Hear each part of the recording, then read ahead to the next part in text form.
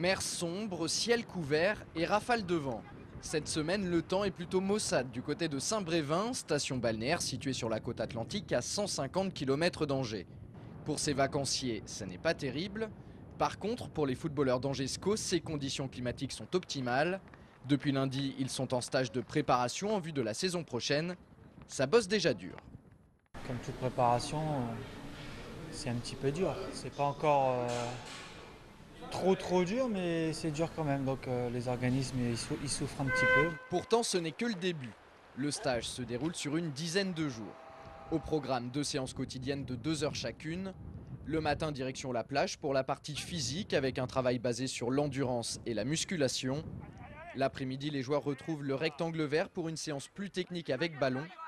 L'addition des deux, ça donne une sorte de répétition générale qui conditionne le bon déroulement d'une saison. On pose les bases de la pyramide, on pose les bases du travail pour la saison d'un point de vue physique. Donc c'est pour ça qu'on démarre aussi sur des choses très longues, un peu fastidieuses. La préparation, c'est aussi l'occasion de construire la cohésion d'un groupe. Dans cette optique, le choix de Saint-Brévin n'est pas anodin. Depuis 4 ans, c'est le lieu privilégié où se réunissent les Angevins avant d'entamer le championnat. Et jusqu'à maintenant, ça a plutôt bien marché. Souvent, dans ces stages, c'est le début d'une histoire, c'est le commencement d'une histoire commune, d'une aventure humaine.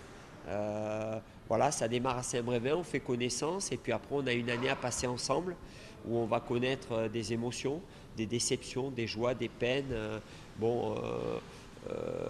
Et souvent, au cours de l'année, on peut s'appuyer sur ce qui s'est passé dans ce stage d'avant-saison.